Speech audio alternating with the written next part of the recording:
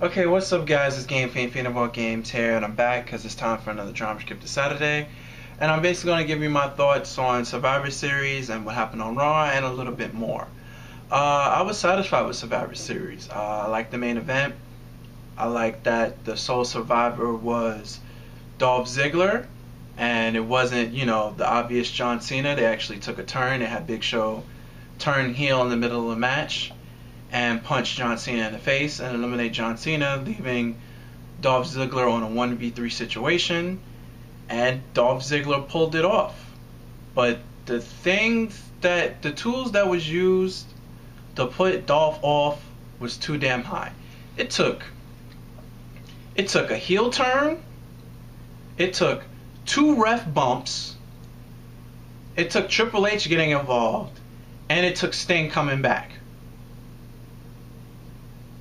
I know that it looks like 4, but that was a lot of chaos going on in the last 15 minutes of that match. All for Dolph Ziggler to be the sole survivor at Survivor Series. I also enjoyed that the Damien Mizdow and the Miz are now the tag team champions, which it seems the Miz thinks he's just the tag team champions because Mizdow is the stunt double. So Miz is the tag team champions and Sandow is just there.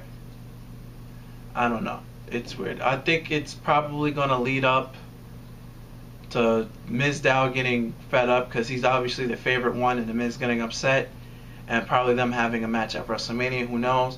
But what's obvious, it just hit me like a Donna Briggs. I'm assuming the setup for Brie Bella. Obviously, Nikki wanted Brie to help Nikki win the Divas title, but I'm assuming the reason why she's happy is the 30-day "oh, you gotta do whatever I say" thing is over on Raw. I think they just put the title on Nikki just for Brie to take it from her later, because I don't see her still being buddy-buddy with her. I think she had a smile on her face because she knows after it's up she can do whatever she wants, and it's going to end up with her probably getting a title shot, which I don't know what they're going to do with AJ Lee, and I don't know what they're going to do with Paige, because they're they're the best 2 wrestler divas on the main roster. So them taking a back seat to the Bella Twins for the championship wise, I don't like that. I mean, they have gotten better, but it's not much in my opinion, but they have gotten better. The Bella Twins, but not. Well, I could say that they're up there because they're obviously nowhere near Natalia, obviously nowhere near Paige, and damn sure nowhere near Gail Kim. So yeah, if you get what I mean. Other things, A New Day debuted on SmackDown. I'm taping this on Thursday. I don't read SmackDown spoilers, so I didn't see it. But I saw a picture from SmackDown. They look like blue Smurfs. So yeah, I don't know, and it's odd that they debuted on Black Friday, because they debuted on SmackDown, and SmackDown is in on Fridays, and this Friday is Black Friday. So yeah, I don't get. But hopefully it went well. I didn't see it. I'll probably have some thoughts and comments on it for next week's Drama Scripted Saturday, because they're going to be on Raw next week as the promo set for this week's. About the general manager thing, and I get what Triple H is saying. You're probably going to beg us to have us back. I don't see, because so this week on Raw, well, last week on Raw was Dan Bryan. This week coming up is the anonymous GM.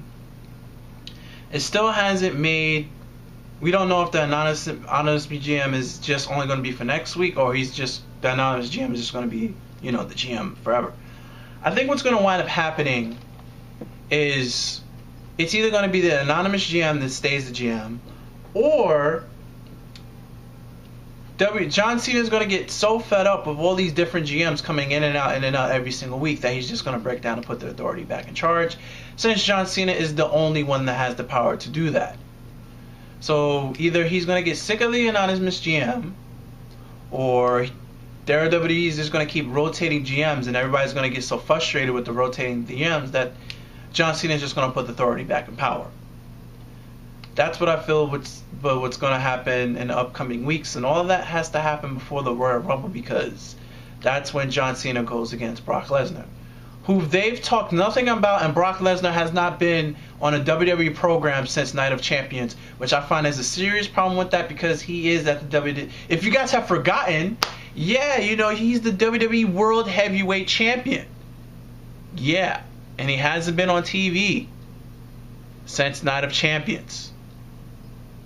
So, yeah, that's a problem. For me, that is. Hell, we haven't even seen Paul Heyman in like 3 weeks. Well, on Raw, because now he's part of the guest things on the pay-per-views. I guess Vince has to make him earn that contract money somehow, right? So yeah, I find that to be, you know, a thing.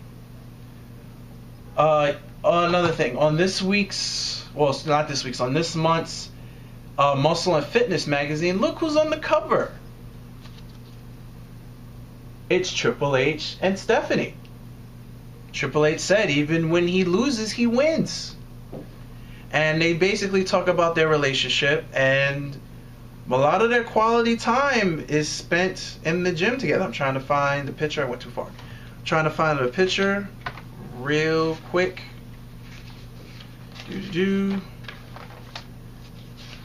There's a great picture in here somewhere, but yeah, it just talks about them. They catch up because they're very busy people, help running WD. They do most of their quality time in the gym training with one another. It's very interesting. Like, they put the kids to bed like around 9, and then they just work out. And I think I went too far. I think it's page 24, but I can't get to it, and I'm too lazy to edit all this crap out. So just hang over with me for a second. Yes. If she's willing to spot you while you're doing vertical dumbbell chest press, I think she's the one for you, bro. Like, yeah. And then there's another awesome picture before this. Power couple. So yeah, but I suggest, you know, you somehow find this article or pick up the magazine. It gives a brief detail of their relationship, how it started, how Triple H actually had to ask Vince, can I date your daughter? And there was like a lot of consequences, because if it would have gone bad, Dave said, yeah, it probably would have affected his career for the worse. But things worked out. Now they're a happy power couple. Oh, and also the magazine tells us that there's WWE package workout DVDs coming soon. There's no release date, but yes, both Triple H and Stephanie are going to be in it. Stephanie is going to be doing the cardio part, and Triple H is going to be doing the powerlifting part. So that's interesting to see. I think it says sometime 2015. So I'm very interested in looking forward to that, because I go to the gym myself. Last but not least, Colt Cabana's podcast. Basically, CM Punk is telling the story about why he left, and majority of it is because his health was bad. Like, he had a concussion during the last November's tour. He was sick. He was throwing up. I mean, then it says, I want you guys to take a look at it for yourselves. I'll leave the link in the description below, and you guys can listen to it and listen to it for yourselves. But until next week, guys, I'm Game Fiend of all games, and there'll be a drama script Saturday every Saturday. So if you like what you have witnessed, please subscribe. And I'm out of here, guys. Later, and peace. And I hope you guys had a happy Thanksgiving. Bye.